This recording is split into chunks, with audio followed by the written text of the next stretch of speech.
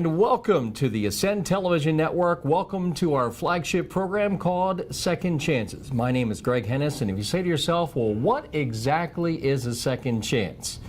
Well, let's put it to you this way. If you've made the decision in your life to accept Jesus Christ to be the Lord of your life, then you already understand what a second chance is, and probably by this stage of the game, a third chance, a fourth chance, a fifth chance, because God loved you, me, him so much that he sent his most precious possession, that's Jesus Christ, his son, to die on the cross. And if you don't know him, the reason that he sent Jesus to us to die on the cross so that we could have life and have it everlasting. He went to the cross, he took our sin, and it all perished with him on the cross, and that is a wonderful privilege that you have.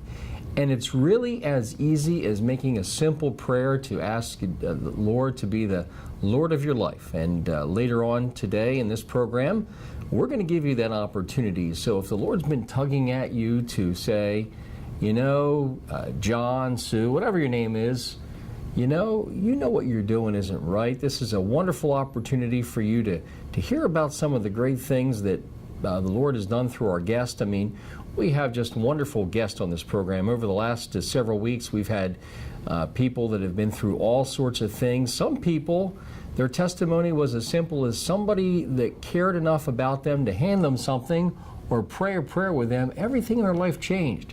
Other people took people that had harmed them and hurt them, and those people forgave them. And actually, not only did they accept Jesus, but they also got those people that had hurt them physically, mentally, whatever the case may be, help them get led to the Lord. So you could see that no matter what you go through, God has a better plan than probably you and I and 10 other people together could ever come up with, because his plans are not necessarily what you and I have in mind, but there's always a master plan. So if you allow Jesus to be the Lord of your life, you will find that because of the grace, you're going to get that second chance, and believe me, life will not be perfect, I promise you that, but you're going to see things are so much better. And we are privileged with us today to have with us a gentleman that I've known for quite a while. He's a wonderful guy, very talented too in a lot of ways, and I'm not sure how much of that we'll get into today, but his name is Josh Richie. And Josh, thanks for joining us here on Second Chances. Oh, it's my pleasure. My pleasure. So, Josh, obviously I know a little bit about you. I've visited with you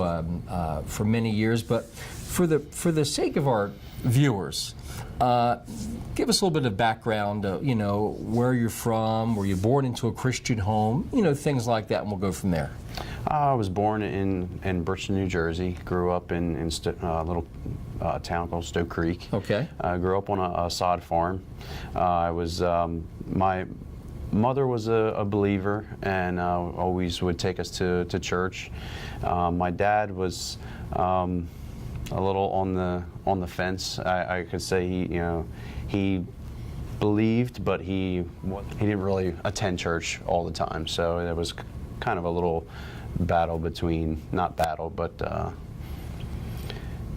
there was a little friction there, between my mom and my dad. Your mom wanted to go to church, your dad was like kind of a little resistant. Yeah. Okay, Yep, I get that. Yep. So there was always that little bit of friction between them when she really wanted to, give, everything to the Lord, and so there was some hard times as a child, with mom wanting to live for the Lord and dad kind of not really wanting to do the same thing. So, did you find as a child that you didn't know whether to follow your mom's lead or follow your dad's lead? Did you always have trouble saying, well, which one is right? Should I be, going to church with my mom, or? No, I always, we went to church with mom. I was a believer as a child, but as you grow up, you tend to go your own way and make your own decisions, and didn't always make the right ones. So Josh, before you got for real for the Lord, as I know you are today, was there a time when you had really made a lot of bad choices, made some mistakes, and you realized that you were, hey, this is not the life that I really know that the Lord wants? Oh, absolutely. Take us back there. Excuse me. That's okay. Take us back there, and then bring us into how you got for real for the Lord. Well, I was as I went through my teenage years, I started making my own choices and not making some of the the good ones. I went into the service. I was in the Navy, and I still believed, but I wasn't really living for the Lord. And while I was in the service, I was stationed in Gaeta, Italy, and I prayed every night to nothing would happen to my family. Well, while I was serving in Italy, my father passed away. So I came home, and after that, I was really kind of angry. Was it unexpected? Yeah, he hit a tree in a car and passed, and it was a really hard time in my life. Very dark time in my life. Worst years of my life after he passed. Other things happened around the same time that it just was really hard to get through, and I was really kind of angry with God for a little while. After praying at night, not to let anything happen to my family. Why would He let that happen to my dad?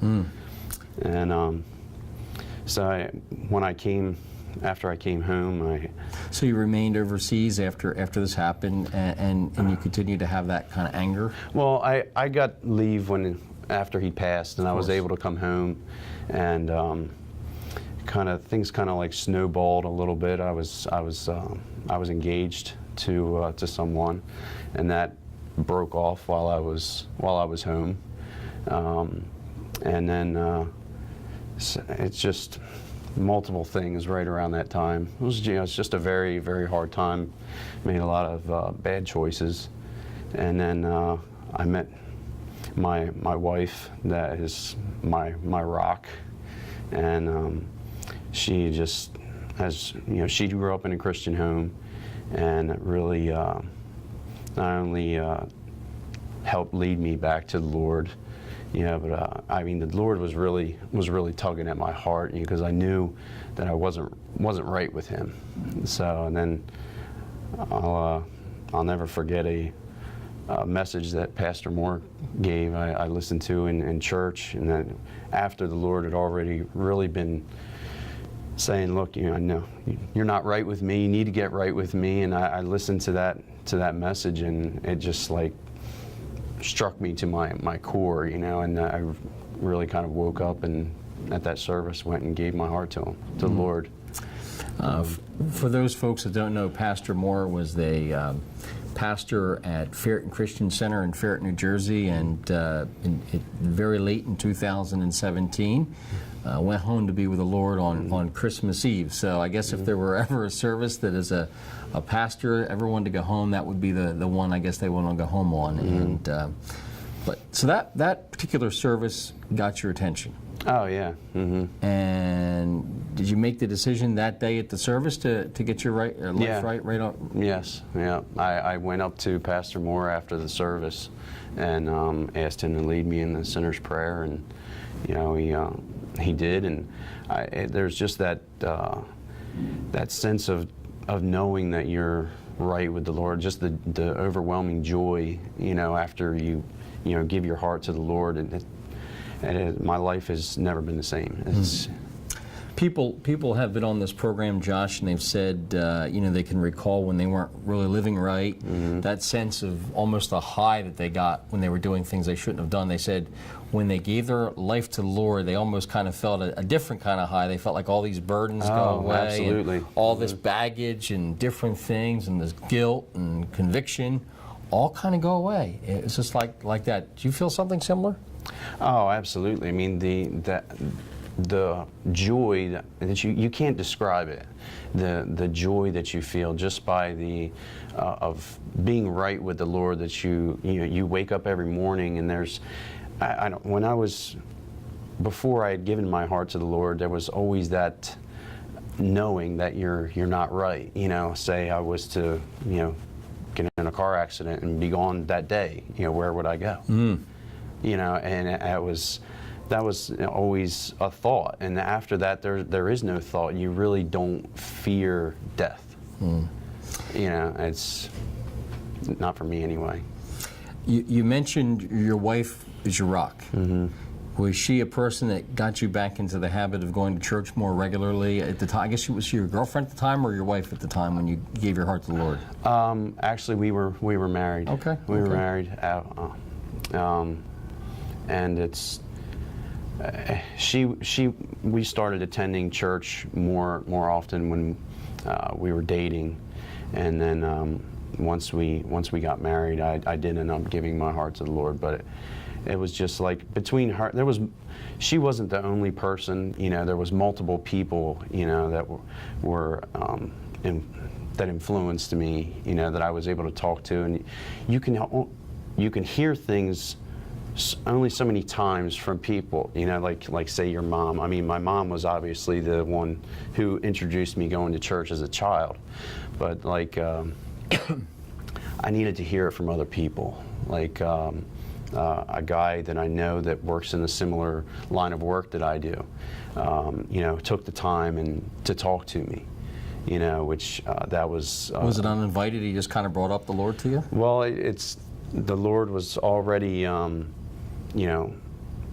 pulling on my heart, that I knew that I was needing to give my heart to Him, and I knew that He was a believer. So, I started talking to him one day, and one thing led to another, and we just started talking about the Lord. So, he took time out of his day. People, nowadays don't really do that, and he cared.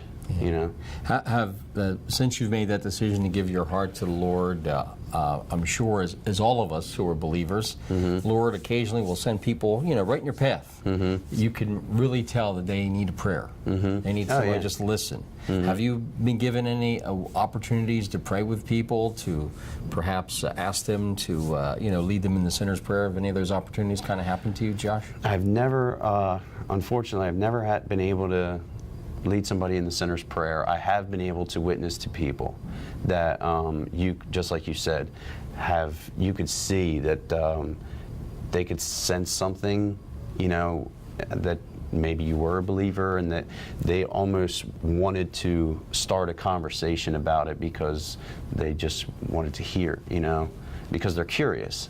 Mm-hmm. So I have been able to witness to a few people. Yeah, I've had people that, and I'm sure this has probably happened to you. I've had people that I've come in contact with, at a business or something that I've known that is not a believer, and they'll use profanity. Okay, Mm-hmm. but then all of a sudden they don't even know that I'm a believer necessarily. Mm-hmm. They'll apologize. I think because they realize that there's something different about us. Mm-hmm. So their spirit probably gets convicted. Does that ever happen to you? That's happened to me many times. Yeah, actually happened to me today. Yeah. Now, in the line of work you're in, it's very common to have a lot of colorful language. And, Yeah. I So- work in construction, so it's, you're around it all the time. Yeah. So. Well, I got to tell you, so somewhere else I wanted to kind of go with this interview, Josh, is because it's something that I think that the Lord has really gifted you with. Now, I want to go back in time because as we've talked a little bit here about your testimony, I've never heard you talk about singing. Mm-hmm. So, first of all, prior to giving your life to the Lord, were you ever a musician? Did you sing in a band? Did you do anything with music? I've loved music ever since I was a kid. I just I grew up listening to country music, and I would hear a song and I knew all the words. And I remember a friend of the family, I was riding in the back of their car one time, and they said, "Do you know the words to every song?" Because I was constantly singing them. But no, I was never in a band. I sang karaoke before, but but that was about it.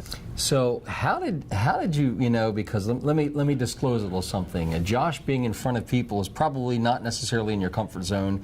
If I said, Josh, what's in your comfort zone, you'd probably say hanging with your family, being on the boat on the weekends and things like that, right? When I was a kid, I was literally terrified to be in front of people. Like I would be asked to, as you're a kid, you go and do something in church, and they ask you to read a verse or something. I was the kid that was literally sitting there shaking, because I couldn't stand being in front of people.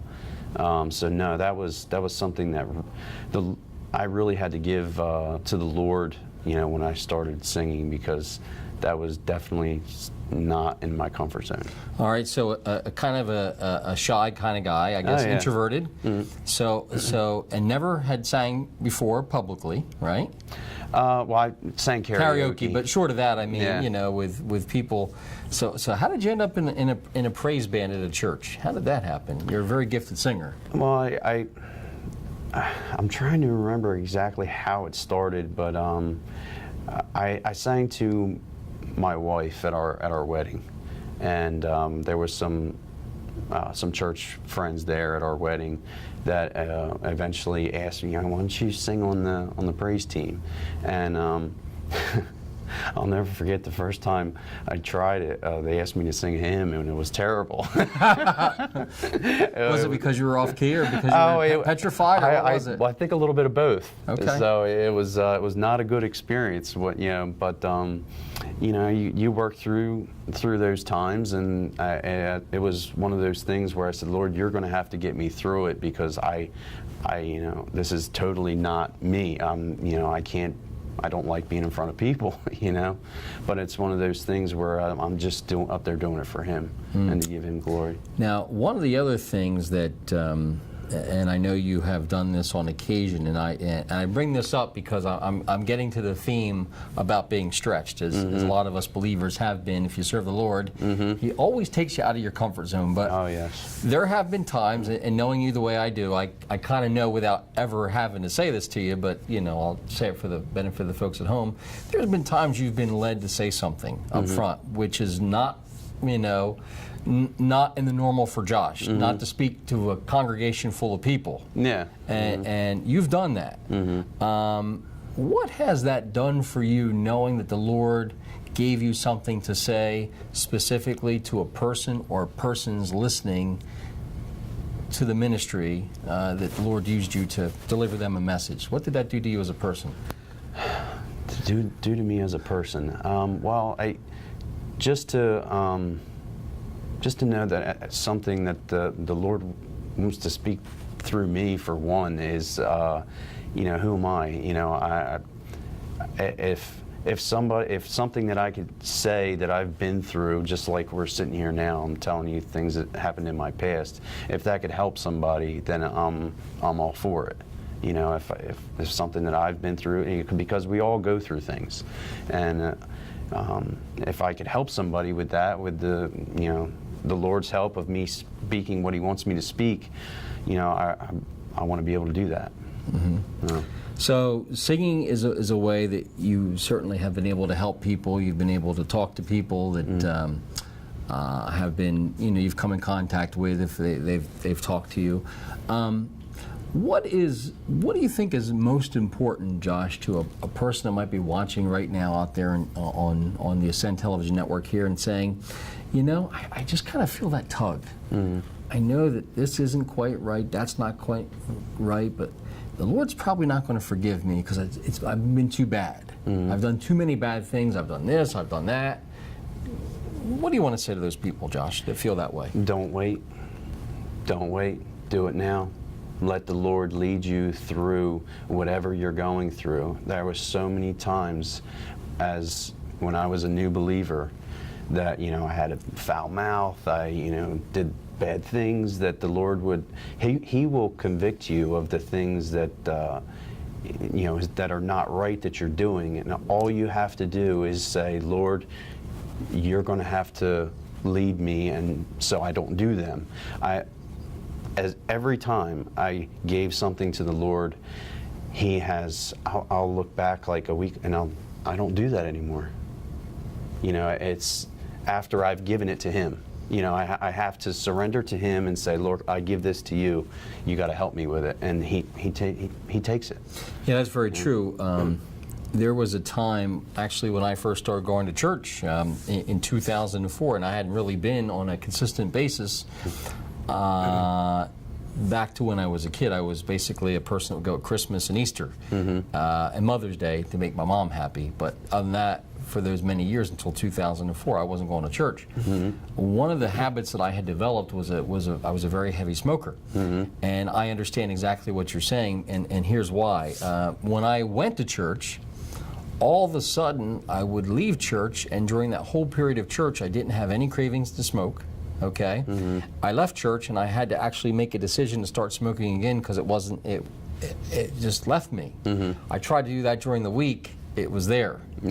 Did that on Sunday. I had to make a conscious decision. And then I began to pray about it. Lord, take it from me, take it from me, take it from me. And I'd even promised my now wife that we get married, I'll give it up. Well, the wedding came and I kept smoking. But it wasn't even a month later that I said, okay, Lord, you take it from me, I'll put it down. The Lord told me one day, he almost yelled at me. He says, Greg, if you put them down, they're gone. So, in your own strength, what did I do? I was going to see some friends down in Baltimore, and I said, well, we had to stop at the drugstore, so I said, all right, here's what I'm going to do. Lord, I'm going to have one more cigarette in the parking lot, and I'm going to put them down. I put them down, and it was gone. Yeah. And the reality was, the Lord took it from me a long time ago. I just was too pig-headed to see it. Yeah. And so, that's the thing. God will get you to where you need to be. God will stretch you. There are things, trust me, I can tell you this, doing things that you normally would not do because the Lord asked you to do something. I think me personally, and many of my guests, Josh, on this program have said this following thing: Lord, if you get me out of this situation, I'll do whatever I can to serve you. Was there ever a day you said that? Not everybody, a lot of my guests have said that, and the Lord has always taken them up on that offer. He stretched them. I don't think so. Okay. I don't. Not that I can recall right now. No. But that was one thing I just wanted to add. Sure, as much as you'd like. I hear so many people. Like I've witnessed to a few people, and they have always said, "Oh, I can't. I'm not ready." There's no time. There's no set time when you have to be ready to give your heart to the Lord. It's right then when you feel that pulling and tugging on. That's the time. Right then, whatever you're going through in your life, all you have to do is give it to the Lord, and He will remove all of that from. You don't have to be perfect to come to the Lord. He wants you just as you are. Yeah, He takes all the non-perfect people. Oh, absolutely. And throughout your life, He'll work with you. Oh, yeah. To get you to be more in His image. One of my prayers every day is, Lord, more of you and less of me. And what I mean by that is the less I do, the better off it is. The more I do, the more off the yellow brick road I go, so to speak. Yeah. I'll crash and burn. But, here's the thing, Lord, folks. If you are in that spot, you know that beyond a shadow of a doubt that if something were to happen to you today, maybe today is the last day you're ever going to be on this earth. If you know that if something happens to you today, that you will not go to heaven, this program is exactly for you. If you are one of those people that are not sure if you die today, what's going to happen to you, but you know that you don't want the alternative, you want to go to heaven to be with Jesus, this program is exactly for you. And the reason I say that is because every single program, before we conclude, we give you, the viewer, an opportunity, if the Lord's been tugging at you, exposing you to Christian television, exposing you to friends, to family members that are saying things, and you're thinking, maybe they know what they're talking about. Or you look at a guy like Josh, maybe you know Josh, and you look at a guy like him and say, there's something different about him. I want what he has. Well, what we're going to do right now is I'm going to ask Josh to take a minute, talk to you at home, and say a simple prayer. And when that prayer is all done, you will be saved. If you mean it from your heart and speak those words out loud, right from your home, wherever you are. Maybe you're watching us on a mobile device, wherever you happen to be. You say this prayer, and at the end of it, you will be saved. And then we encourage you to get yourself hooked into a good, Bible-believing church. Find yourself a mentor, somebody that'll take you under the wing, show you the way. Behind every good Christian, I can guarantee you will find somebody that loved that person or that family and showed them the way. Every time, guarantee. Josh, people out there are hurting. People out there are struggling. The Lord's been tugging at them. Would you pray for them and give them an opportunity to accept Jesus to be the Lord of their life? Absolutely. Father, right now, in the mighty name of Jesus, Father, I pray for every soul that could be watching this program, Father, that if you are pulling and tugging on their heart, Father, I ask that you would soften their heart, Father, that you would let their hearts be open to you, Father, that for them to receive what you have, all that you have for them, Father, and that you would just have them just freely just surrender themselves to you, Father, that they would just give all that they are to you and just live lives for you the rest of their life, Father. And if you are feeling that right now, I just ask that you would say, Jesus, I love you. I surrender my life to you. I believe in your Son. I believe that he died on the cross. I believe that he rose on the third day and that he is coming again. And I surrender my life to you. That's all you have to do. That's all you have to do is just believe in Jesus, surrender your life to him, and you will be able to experience complete joy and happiness for the rest of your life. Watching at home right now, you made that decision. You should be rejoicing because if the Lord would come back today or your life would end just like that, you are going to be with the Lord behind the pearly gates and you're going to have life everlasting. That's what this program is all about, as we start off by saying second chances. When you give your life over to the Lord, he gives you that second chance. And down the road, you're going to make a mistake, you're going to fall short. We all do. We could have been Christians for 20 years, 30 years, 40 years. We're still going to make mistakes, but God loves us and God will still give you a second chance. Now, if you have something that you would like to share and be a part of our program, this is a brand new program. We would love to hear from you. And here's how easy it is to be a guest and share right here on Second Chances. Go to our website, ascend-tv.com. Go to Contact Us. You'll see a form that asks basic questions. You know, and in the subject line, just put in Second Chances Guest. And then guess what? We're going to get in touch with you. We're going to follow up with that contact from that email. And we're going to schedule a time for you to come on and share your share your testimony as a guest.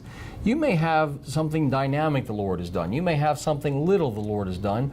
Or you just might be excited to say, God changed my life. And because of that, this is who I've become. I can't believe what he's done. Maybe that's what you want to share. We would love to have you because everybody that comes on this program shares, hits another person. It connects with somebody that's watching this program. So your testimony you might think is really small. Doesn't matter. We'd love to have you. Once again, ascend-tv.com. Click on Contact Us. Fill out the form, and under subject line, just put in Second Chance Guest, and we'll get back to you. Tune in next week. We thank you very much for watching. For more Second Chances right here on the Ascend Television Network. Ladies and gentlemen, if you have something that you would like to share on Second Chances, well, we would love to hear from you. Visit our website, ascend-tv.com. Click on Contact Us. There's a form to fill out. And in the subject line, just type in Second Chances Guest. And we'll get back to you and schedule you a time to come on this program and share your story.